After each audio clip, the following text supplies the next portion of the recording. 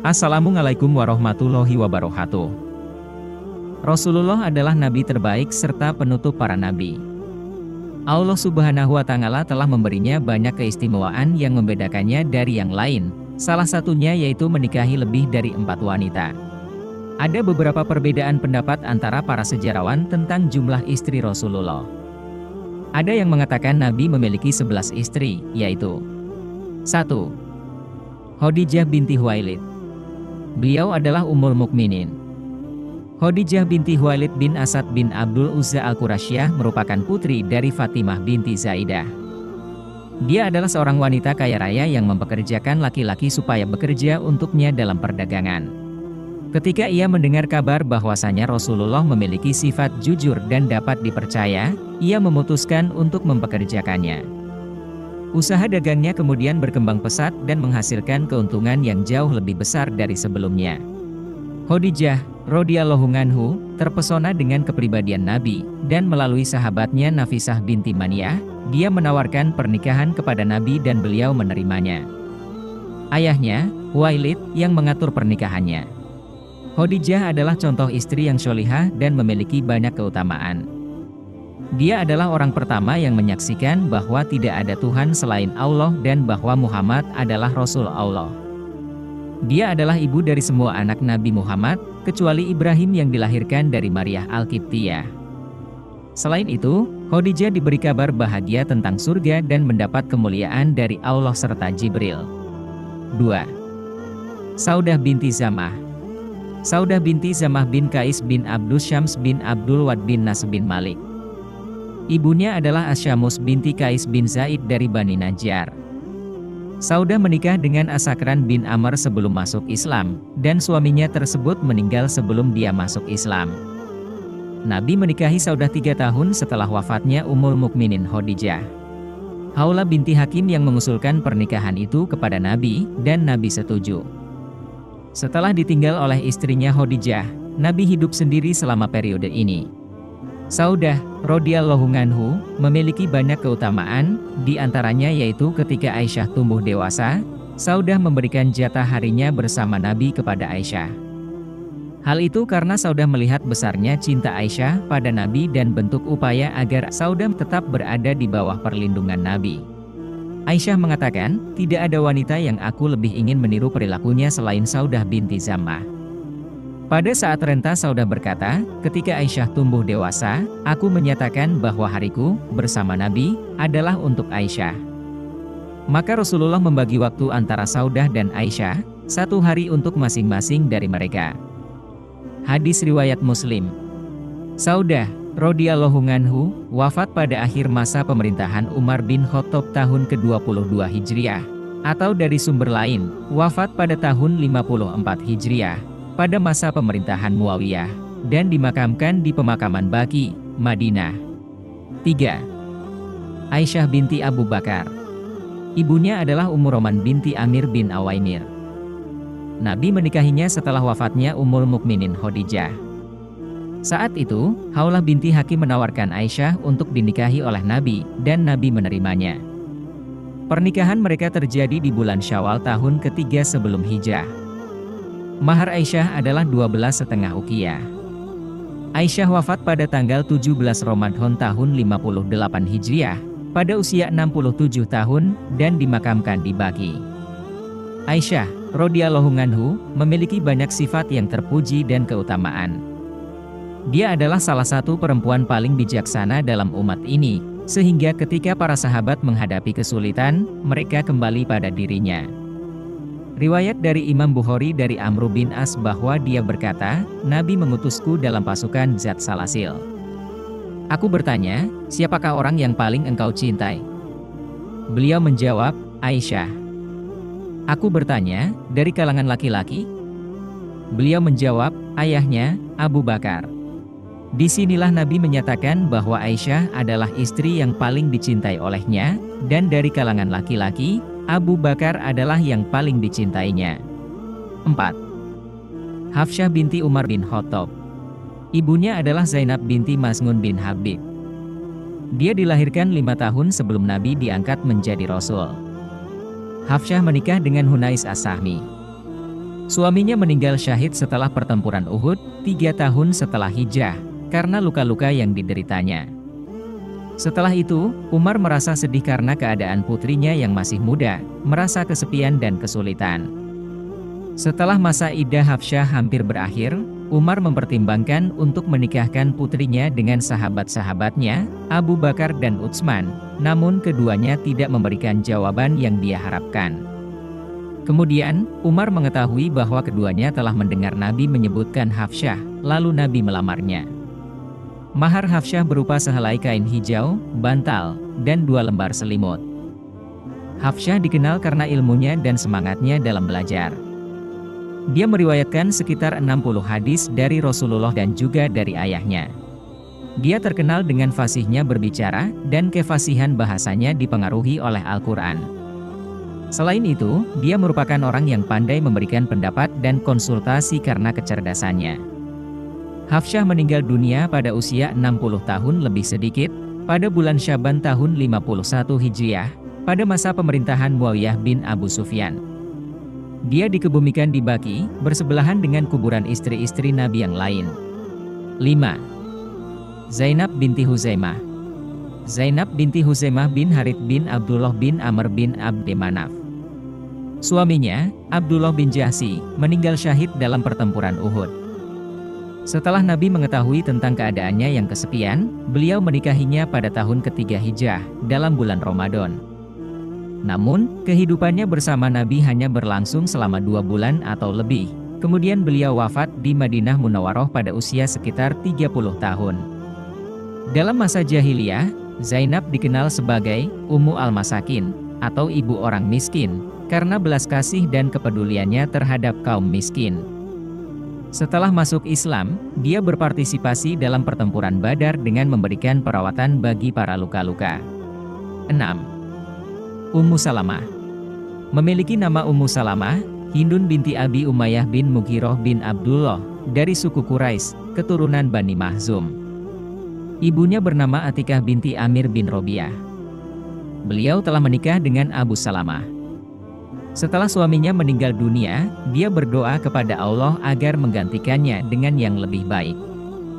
Rasulullah kemudian menawarkan diri untuk menikahinya sebagai penghormatan untuk dirinya dan suaminya, karena keduanya telah banyak berjuang dalam dakwah dan kasih sayang beliau terhadap anak-anaknya. Nabi menikahinya pada bulan Syawal atau Jumadil akhir tahun keempat Hijrah.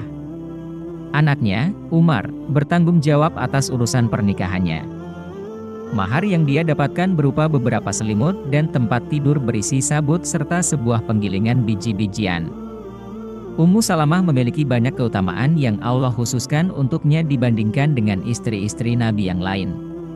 Dia memiliki kecerdasan, fasih berbicara, dan retorika yang didapat dari ayah dan kakeknya serta kehidupannya di rumah Nabi. Selain itu, dia dikenal dengan ilmunya yang mendalam tentang syariat Islam. Dia banyak meriwayatkan hadis dari Rasulullah, dan juga banyak hadis yang diriwayatkan dari dirinya. Dia juga menjadi sebab turunnya beberapa ayat Al-Quran. Ummu Salamah meninggal dunia pada masa pemerintahan Yazid bin Muawiyah, pada tahun ke-59 Hijriah, dalam usia hampir 90 tahun. Dia dimakamkan di Baqi, dan merupakan istri Nabi terakhir yang meninggal. 7. Zainab binti Jahsy. Zainab binti Jahsy bin Riyab bin Yamar bin Sabur bin Murrah. Dia adalah sepupu Rasulullah karena ibunya adalah Ummu Imarah binti Abdul Muthalib bin Hashim. Dia telah menikah dengan Zaid bin Haritsah.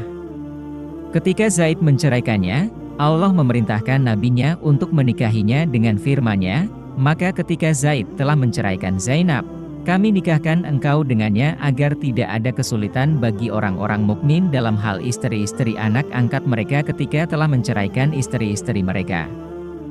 Dan adalah ketentuan Allah harus terlaksana. Surah Al-Ahzab 37. Zainab meninggal dunia pada tahun ke-20 Hijriah pada masa pemerintahan Umar bin Khattab. Keutamaan dan budi pekerti Zainab jelas terlihat dalam ayat-ayat Al-Quran dan hadis-hadis. Salah satu keutamaannya adalah ketika Allah memerintahkan Nabi untuk menikahinya, menjadi kehormatan besar baginya. Rasulullah pernah bersabda tentangnya, yang paling cepat menemuiku di surga adalah yang paling panjang tangannya. Zainab berkata, maka kami bersaing untuk memperoleh kehormatan tersebut. Rasulullah bersabda lagi, Zainab adalah yang paling panjang tangannya karena dia banyak bersedekah dengan tangannya sendiri. Dia diberi kabar gembira oleh Rasulullah bahwa dia adalah istri pertamanya yang akan menyusul beliau di surga, dan Rasulullah memuji banyaknya sedekah yang dia berikan. 8. Juwairiyah binti Harits. Juwairiyah binti Harits adalah Ummul Mukminin dari suku Bani Mustalik. Ayahnya, Al-Harits, adalah pemimpin mereka.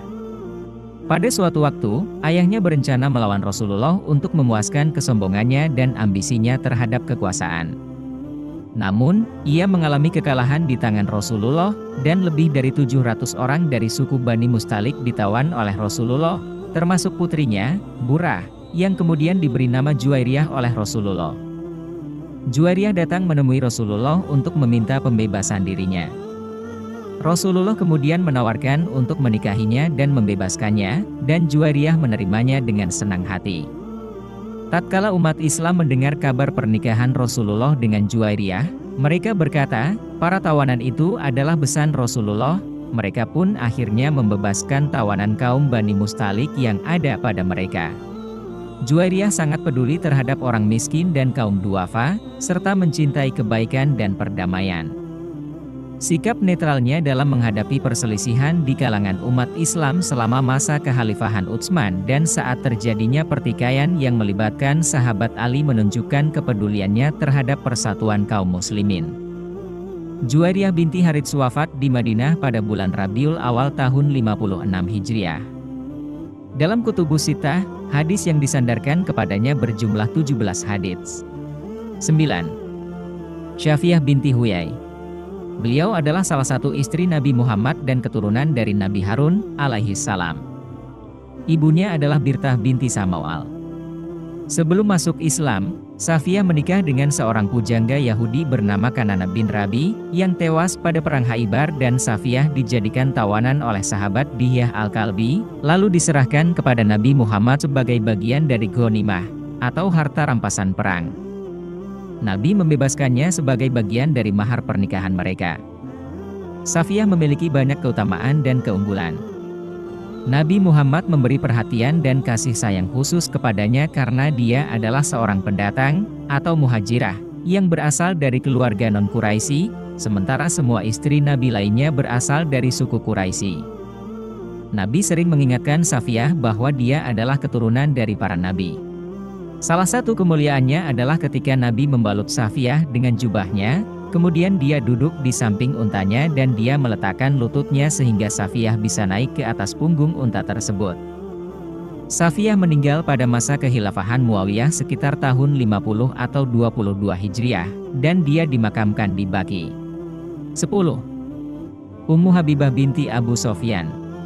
Beliau adalah istri Nabi Muhammad dan ibu dari sahabat Abu Hudhaifah bin Utbah. Ibunya adalah Safiyah binti Abi al-As bin Umayyah. Sebelum menikah dengan Nabi, dia menikah dengan Ubaidillah bin Jahsy bin Riyab.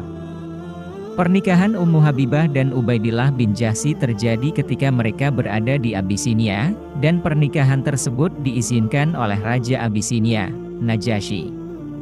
Setelah pernikahannya, mereka melakukan hijrah untuk bergabung dengan Rasulullah di Madinah. Suaminya, Ubaidullah bin Jahsy, mengalami keraguan-raguan dalam Islam dan kembali ke Mekah. Akan tetapi, Ummu Habibah tetap teguh dalam keyakinannya dan hijrah ke Madinah. Setelah suaminya meninggalkan Islam, Nabi Muhammad menyampaikan kabar duka tentang kepergian Ubaidullah bin Jahsy. Setelah itu, Nabi mengambil alih tanggung jawabnya dan memerintahkan Ummu Habibah untuk tetap tinggal bersama Nabi. Ummu Habibah meninggal dunia di Madinah pada tahun ke-44 atau 22 Hijriah, menurut beberapa pendapat. 11. Maimunah binti Harits. Dia berasal dari suku Husaim dan ibunya adalah Hind binti Auf bin Suhair. Sebelum menikah dengan Nabi, dia pernah menikah dengan Mus'ab bin Umair dan setelah itu dengan Abu Ruh bin Abdul Uzza. Keduanya meninggal sebelum menikah dengan Nabi. Maimunah memiliki hubungan keluarga dengan keluarga Nabi. Dia adalah saudara dari Ummul Fadl, istri Amr bin Abbas, paman Nabi. Ketika Nabi mengajukan permintaan untuk menikahinya, Maimunah meminta saudaranya, Amr bin Abbas, untuk menentukan keputusannya. Pernikahan mereka terjadi di bulan Zulqa'dah pada tahun ke-7 Hijriah di Sarif. Maimunah memiliki banyak keutamaan dan keistimewaan. Dia meriwayatkan beberapa hadis dari Nabi.